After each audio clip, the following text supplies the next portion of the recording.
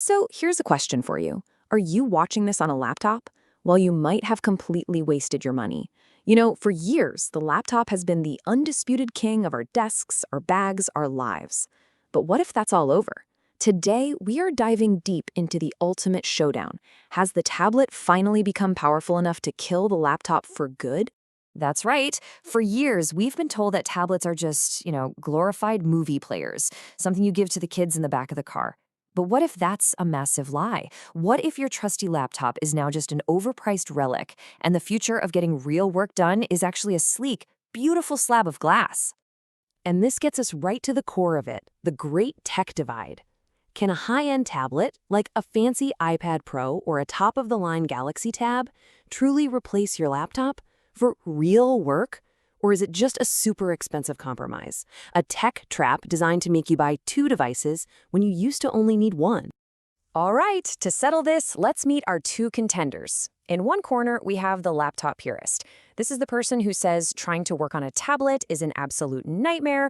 We're talking watered-down apps, file management that makes you want to pull your hair out, and the ridiculous idea that you have to pay more money for less functionality. And in the other corner, we have the tablet visionary. They're convinced tablets are the future. It's all about creative freedom, insane portability, using a stylus to write and draw.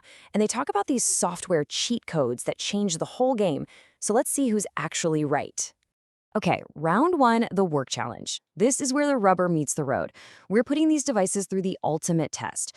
What happens when you lock your laptop in a drawer for a week and try to do everything, your entire job, on a tablet? Well, for our laptop purists, that week was exactly what they expected, a frustrating nightmare. They immediately slammed into a wall.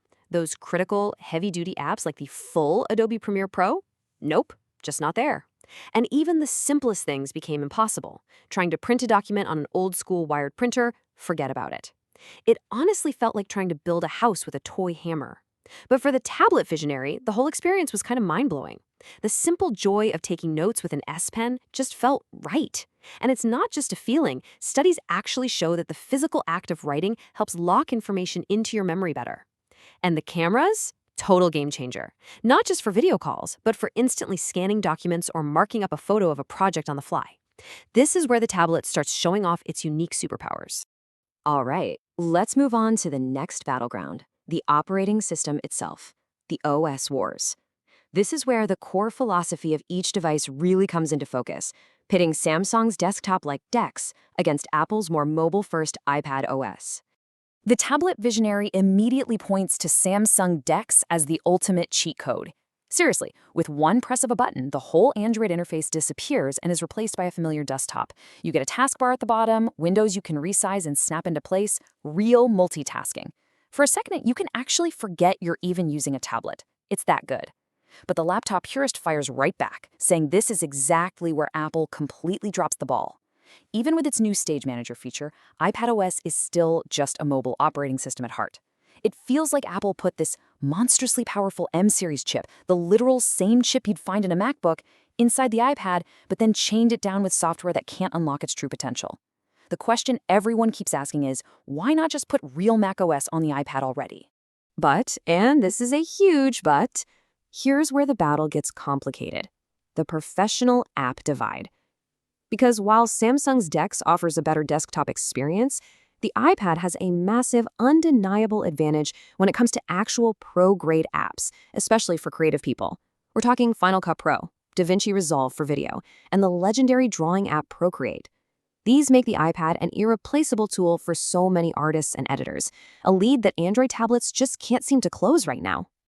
Okay, this brings us to our final, and let's be honest, maybe the most critical round of this whole debate, the money.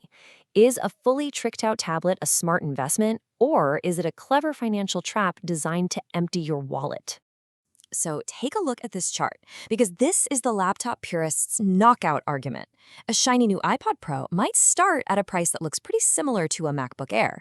But once you add the so-called essential accessories to make it work like a laptop, the Magic Keyboard, the Apple Pencil, the total cost just skyrockets. You end up paying significantly more than you would for a more capable MacBook.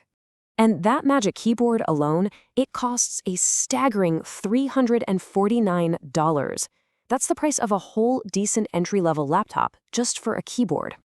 For the laptop purist, this is all the proof you need. You're paying more money for a device that, at the end of the day, still does less.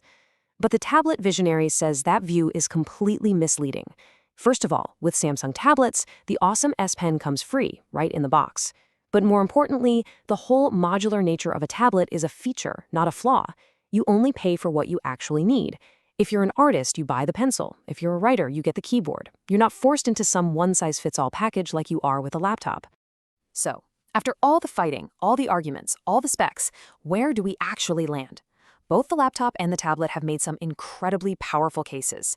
It is time to put it all together and deliver the final verdict on this tech showdown. And the truth is, there isn't a single winner that's right for everybody. It really, truly depends entirely on what you do. The laptop purist is absolutely right about one thing. A laptop is still the undisputed king if you rely on those heavy-duty professional desktop apps, if you need a traditional file system, and you just need the no-compromise power of a real desktop OS. However, the tablet visionary also made a case that's impossible to ignore. A tablet is the perfect choice if you prioritize being able to go anywhere, if you love to take handwritten notes or draw, or if most of your work happens on the web or inside mobile-friendly apps. It's not a laptop replacement, it's a different kind of computer for a different kind of person. So, the war for your desk, it's not over. It's really just getting started. On one side, you've got raw, uncompromising power. On the other, you have incredible versatility and a peek into a more mobile future. You've heard all the arguments, now the decision is yours. So let us know in the comments, which side are you on?